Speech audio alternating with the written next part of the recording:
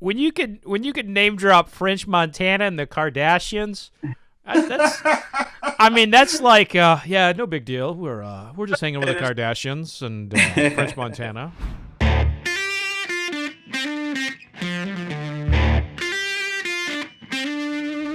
The Fred Minnick Show is brought to you by Michter's and 291 Colorado Whiskey. And joining the Fred Minnick Show are the founders of Billionaires Row.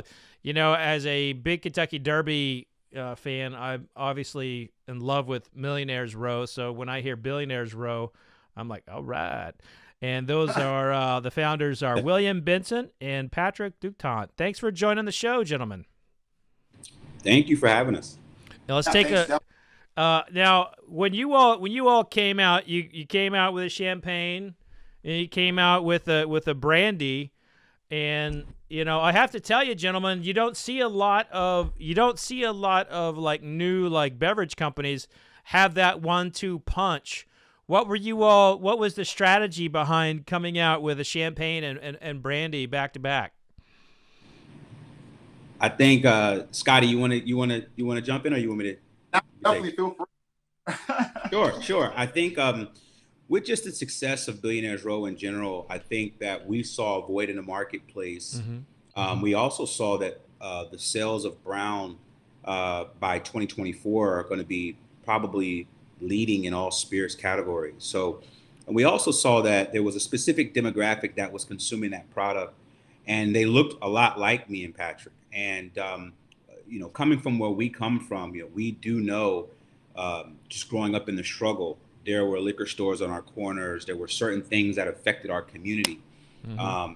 And so we looked at that, of course, our upbringing and in how we could be disruptive in the marketplace. And so understanding that the two biggest consumers of cognac right now is Detroit and in New York, Brooklyn to be exact, we wanted to be able to capitalize in a growing market, a growing sector of the market, and also introduce the world to something that we felt that was competitive and that could kind of be disruptive and shake up the marketplace.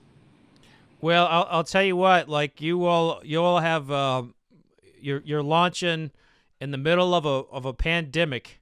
What's that been like?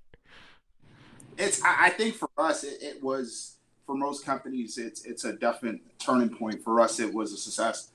We felt like the actual pandemic was the best thing that ever happened to our company. We were able to go back to the drawing board, key in on some stuff, and to Benson's point, first company to ever do it, to have both products in the market. And definitely within our 90 days in the market, we've just signed up with Tootsie's Cabaret, which is the largest nightclub in the nation. So we're super excited with all the good feedbacks that we're getting with both products. Well, I tasted, I don't know if you had a chance to see this, but I tasted your brandy on a previous show, and I have to tell you, it's pretty damn good.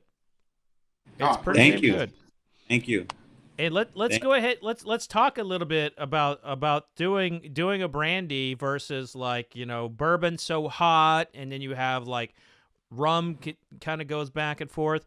You all chose a brandy, kind of an XO style and kind of like the style of cognac. What was kind of the strategy behind that over, you know, some of the other spirits in the market? Well, I think what we wanted to do is we wanted to kind of keep the same essence and energy from the hoopla from the champagne. We were blessed to be able to align ourselves with some really big celebrities and some iconic figures. And we wanted to be able to, one, enter the market effectively with we feel, a price point that was competitive or is competitive to our competitors in this space.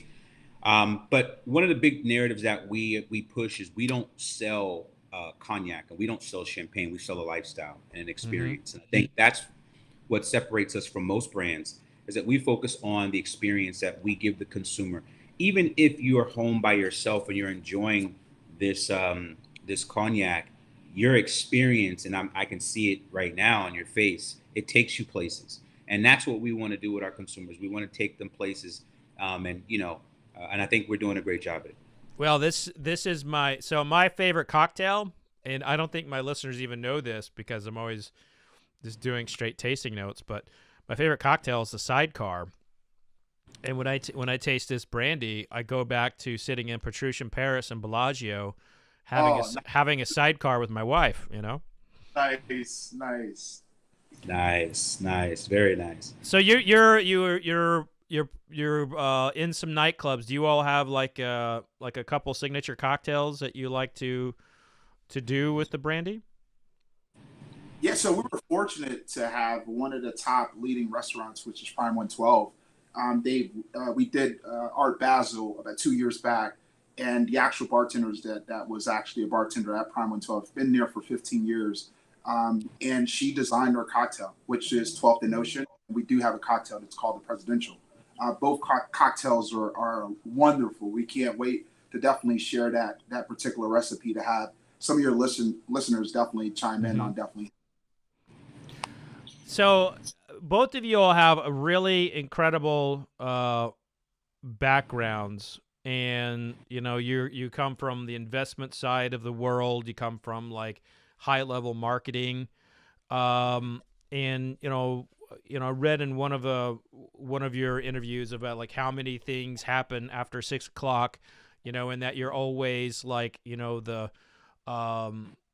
people to dinner, doing special activities after hours is a big part of business, and the pandemic has essentially taken all of that away. As investors, how do people make up for that kind of like lost one-on-one restaurant bar time in the middle of this pandemic? I think there's been a huge transition in the space of luxury brands in general, and I think that one of those transitions have been virtual cocktail parties. Also creating experiences where the restrictions are lapsed, so we specifically strategically picked out Miami, picked out Boca Raton. We picked out certain places in the market where we could effectively still connect with our consumers and engage with them. So if we're not doing something online virtually, like maybe a cocktail Zoom party, or maybe we're on the beach on South Beach and we're doing a tasting, or we're doing a party, or we're doing something at a program at one of the on-premise or off-premise accounts. And so I think, and then curating that content from those on and off-premise accounts, and then putting together an online strategy so people can still experience that event or that experience that happened at a Fontainebleau or at a Prime 112, and they could be in Ohio, and they can be in Nevada, or they can be in Texas, and still have an opportunity to purchase the product by what we call creating the engagement and experience through digital content curation, where consumers can engage through click and through buy. Mm-hmm. And you called him Scotty earlier. Is that his nickname? Is that his nickname? Yeah. So we came up with so we like to call our team the 96 Bulls. Yeah, I get it. So Patrick is Scotty, and I'm Jordan, and we play off of each other. We like to call the competition that we have amongst each other as brothers. We like to call it the East Coast West Coast competition. And we're constantly bringing new, cool, creative ideas to the table. We're constantly challenging each other as brothers, as Black men, and understanding that we have responsibilities within our community to help educate and to help bring opportunities to the community. And so we're always constantly challenging each other on that level. And it just helps us become better men, better fathers, and just better businessmen. Well, I'm sorry. Go ahead, Scotty. No, I'm glad you're calling me Scotty. I was going to say, to that point with Scotty and Jordan, with us, definitely to Benson's point, our flagship is our champagne, and that's his baby. We like to call it. So when you get the East Coast, the champagne is definitely something that he's grown. The actual brandy cognac for me is my baby. So we go East Coast, West Coast. That's our little thing that we go. That's what we're talking about. Love it. But never in a million years would I ever thought I would have my name on a champagne bottle. All right. That's amazing. You know what I mean? And sometimes he has he has to snap his fingers and be like, you don't understand. This is much bigger. You're downplaying this. This is, but we just have so far to go as a culture and a community that I always kind of like try to stay humble as possible. And I play a lot off of him and his humbleness as well. And I have a lot of respect for him. So I always feel like we have more to do. We have more to do. And we meet these goals. And then it's like, all right, what else? What's next? So, and I think that keeps us in a competitive spirit. Well, I definitely applaud you all for entering the space, because you're both businessmen. You could have started invested in Tesla or some kind of company that is a little bit more mainstream and more accepting, I would say. In the spirits and the wine industry, boy, it's lacked diversity. It has lacked diversity in a big way. And I've been in this industry for 15 years. I've been a part of trying to improve diversity. And to see you all come into the industry like you have, it's very exciting for me, because you all are opening, new doors, that would have been otherwise closed. And I know there's a lot of movement, and it's so much better today than it was 15 years ago. It's so much better today, but there is so much work to do. And throughout your literature, throughout your just even talking with you all today, you talk about humanity and about quality of life and improving diversity in the industry. Let's talk a little bit about that, and how has it been stepping into the space, and what would you like to see change? Scotty, you want to take that, and I'll circle behind you. No, I think that for us, especially for myself, coming in this industry, Fred, you've been in the industry for 15 years, and there's going to be a lot to learn from. I'm pretty sure after this podcast, we're definitely going to continue to keep in touch, as we are two young individuals, entrepreneurs that love this space and love to learn from it. It's so much to take in this. We've had conversations with guys where it's been in this space for 25 plus years that are still learning, because it's an forever growing market and sector. And I think that with the pandemic, it's just made the challenges even more.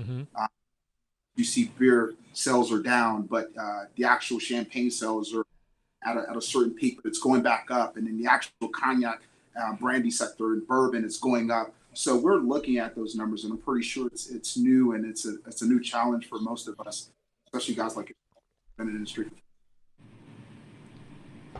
Yeah, and I think to play on what Scotty just said, he's absolutely correct. And I think for us, it's really to be disruptive and to help create opportunities more for people who look like us. There needs to be more, Arnauds in the industry that own in spirit space, especially the way that we are consuming as a culture, the amount of revenue that's being spent by certain sectors in the communities. There needs to be more people that speak to our people. And I think for us, we like to consider ourselves an aspirational lifestyle brand, right? So we're not really in the business of champagne and cognac. We're just in the business of lifestyle and creating these experiences to allow people to aspire to be the better versions of themselves. And so when you see us aligning ourselves with Porsche or Bentley or Rolls Royce, and we're doing these integrated events with them, it is really to bring a different narrative to the community. And also there's a core audience for us. We understand that the 21-year-old is a consumer for us in America specifically. And we like to capture those guys as soon as they get at that age. And we understand what that core demographic of consumers like and what they like to look at. And they're socially conscious, they're environmentally conscious. And these are things that we look at for long term, because we like to look at ourselves as a legacy brand. I like that. And there is, the one thing that I will say is that it does, I do hate that. I know you all are doing nicely, but I hate that, I can't say, come with me to Tales of the Cocktail, come with me to the Manhattan Cocktail Classic, or the Brooklyn Bartenders Convention, things like that. There's so many things that, you all have been, you're doing well and you're having these experiences. there's so many things within the industry that are just closed off because of the pandemic. And I hate that for you, but it sounds like, you all are just doing fine. By the way, as I'm opening the champagne. Oh, that's nice. we gotta clap. He pops the bottle. It's our way of clapping for him. Okay. Yeah. Still got it. So as I pour this, I want to talk, because I do a lot of music. Like my past guests have been like Ludacris and Killer Mike. That was a tough pour there. But I want to talk to you all about music, because you have integrated a lot of musicians into, some of your events. Talk about who you've been working with, and how music might play a bigger role in your company. Yeah, for sure. Well, we believe as a company that music is universal, and I think it's a language that speaks to every person on the planet. And music also saves a lot of people's lives and souls. A lot of times when people get into, you can name some of the greats, Bob Marley and Tupac and Whitney Houston, and some of these artists that we've all fallen in love with over our lifetime. Music is a great, it brings people together, almost like sports, right? Mm-hmm. And so we've found ourselves in some very interesting positions with some artists, and we've worked with many artists across the board. We've done events with many celebrities and artists across the board. I mean, we've worked with artists like French Montana, The Weeknd, Selena Gomez, Paris Hilton. We've done events with the Kardashians, you name it. Dwayne Wade, Nene Leakes. I mean, the list of some of the, Alec Baldwin, the Baldwin brothers. I mean, some of the names and celebrities that we've been able to be blessed to be around and to associate ourselves with is pretty interesting for a very young brand. And in fact, I believe that we're probably associated more celebrities and influencers than any other brand currently, any new brand currently in the market. And we're just going to continue to get bigger and better and do something. I mean, when you could name drop French Montana and the Kardashians, that's like no big deal. We're just hanging with the Kardashians and French Montana.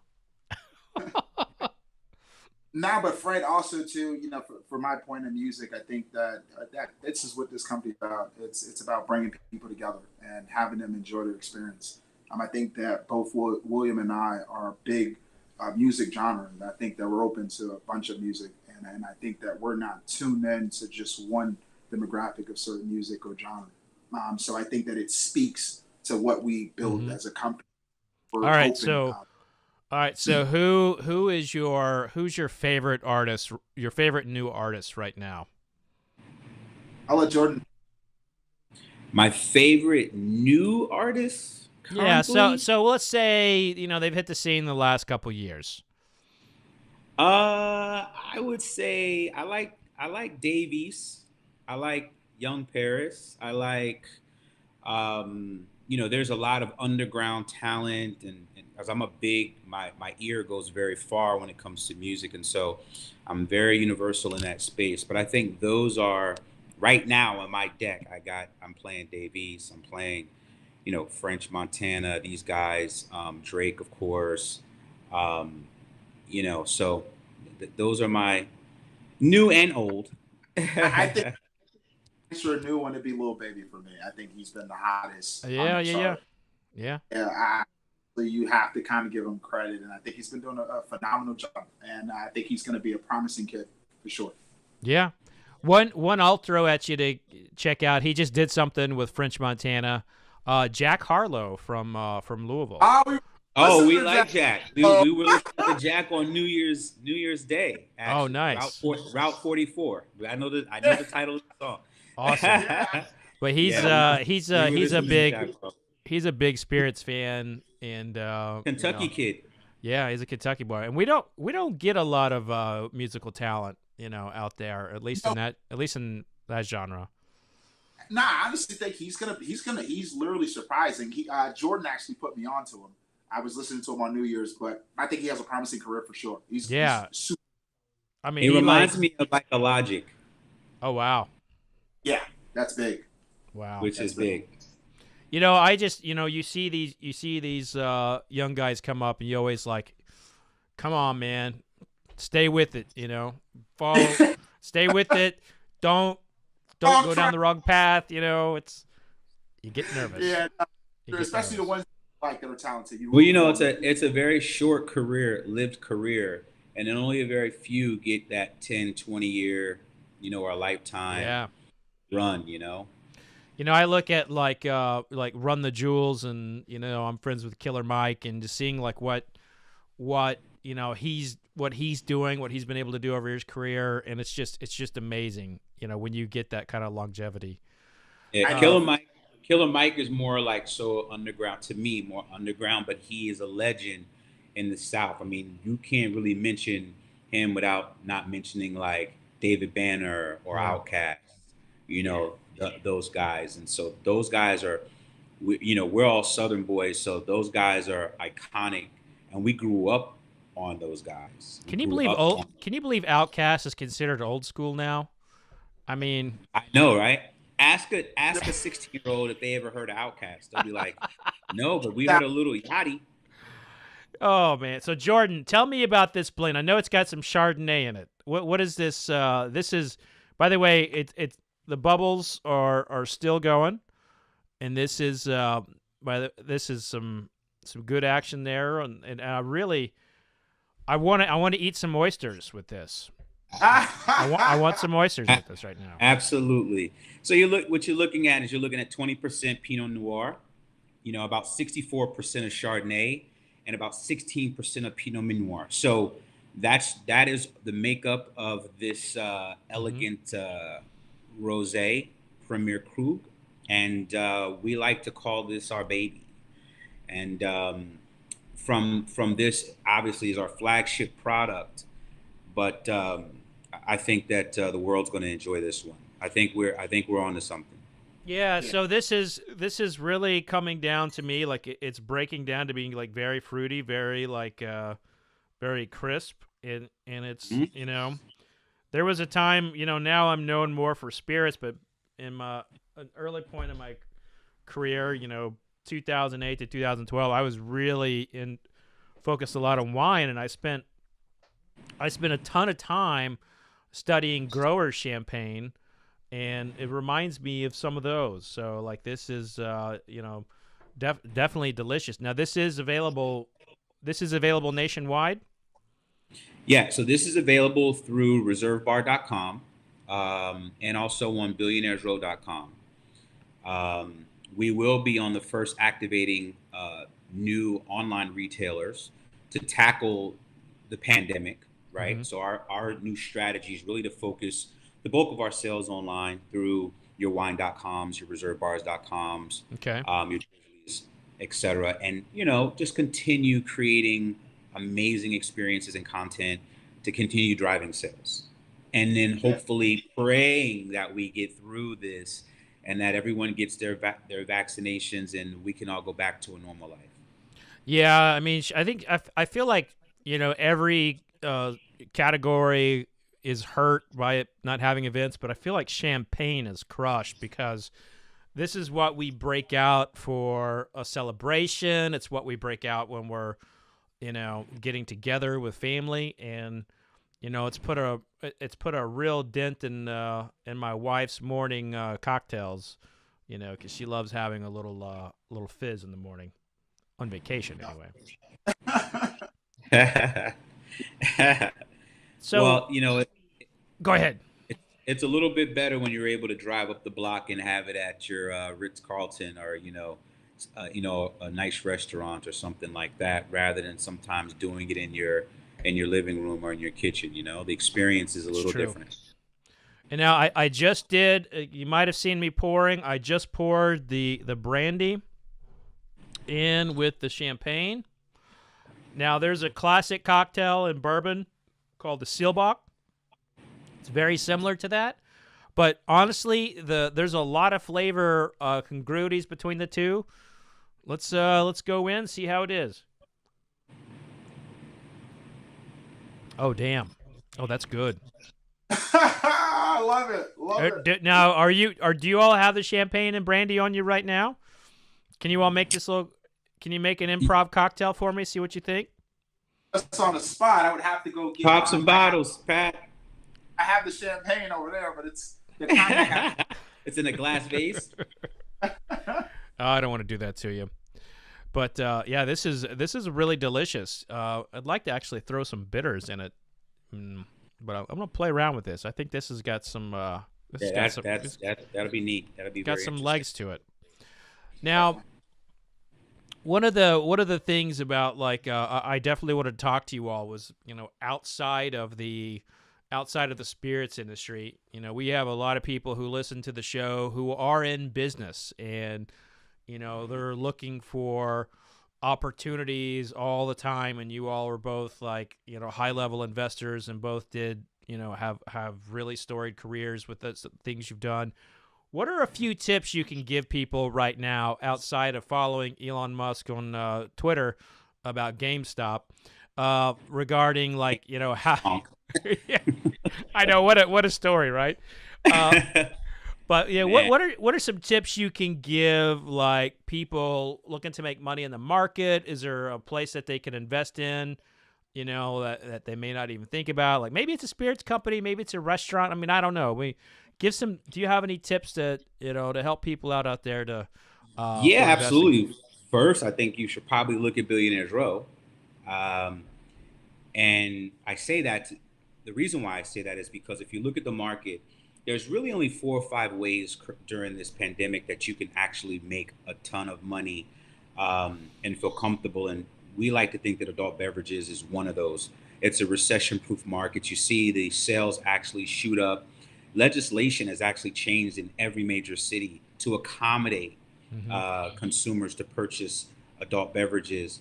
I also, you know, the crypto space, you know, I am an advisor to Brock Pierce, who runs the Bitcoin Foundation, and crypto and Ethereum also, that's an avenue, but it's a long play for a consumer if they're going to invest in the crypto space, or even creating your own crypto and playing in that space. But what major companies are doing, and what I've been watching through Market Trend, is major companies have been investing in the alcohol space. You also have the PPE space.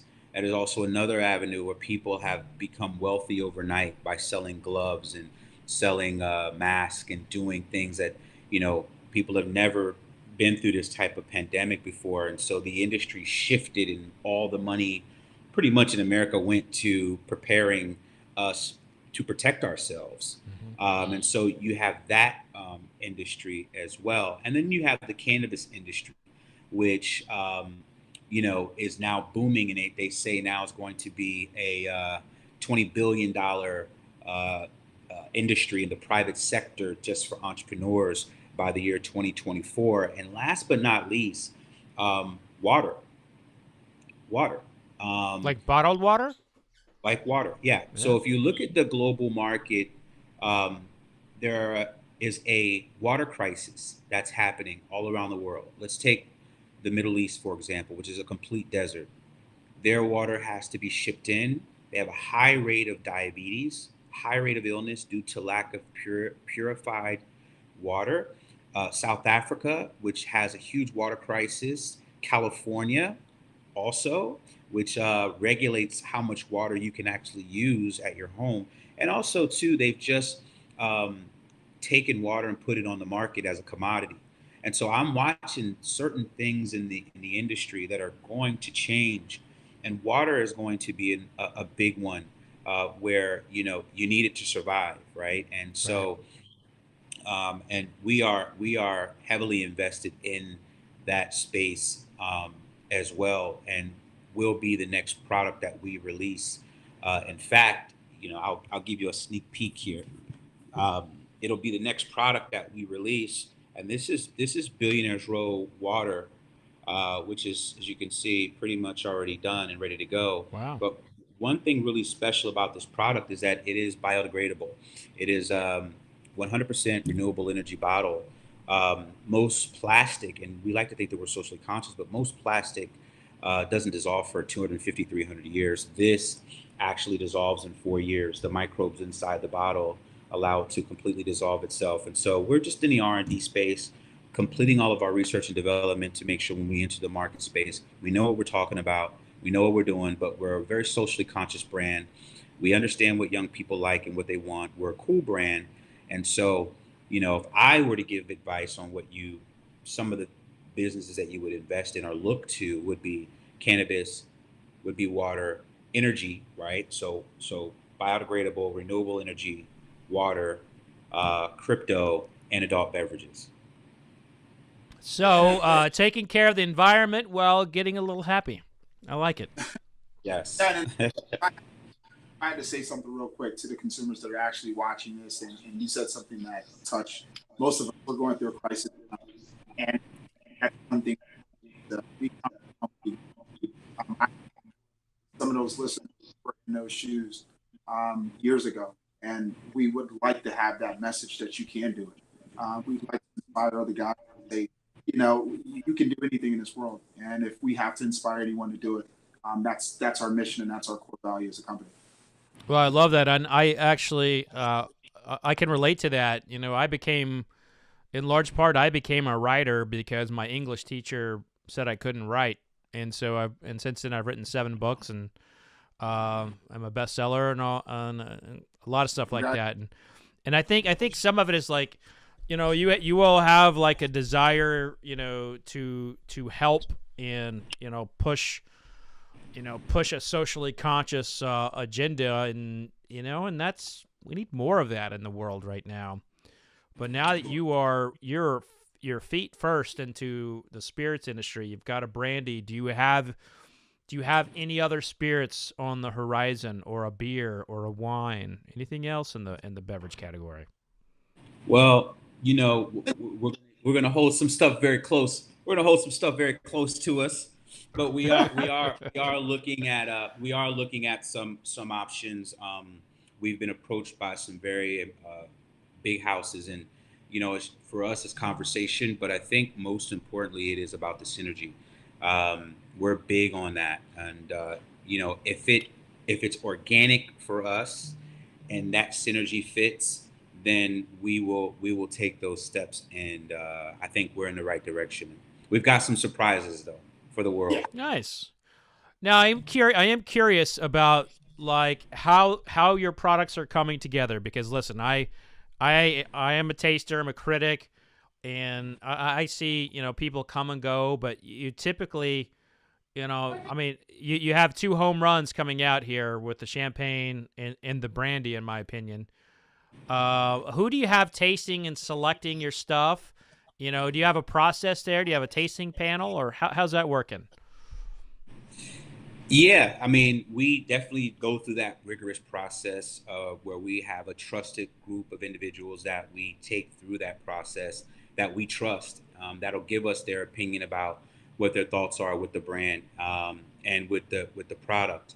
We like to think that Billionaires Row is an awesome brand, and I think we can sell pretty much anything. But what we don't want to do is we don't want to give anyone product that is not worthy.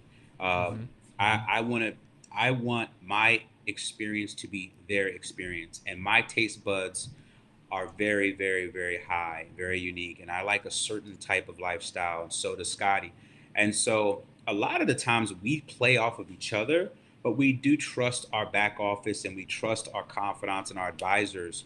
Mm-hmm. Hey, here's what we think you guys can tweak. Here's what we think you guys should do, don't do, and we lean to them for that.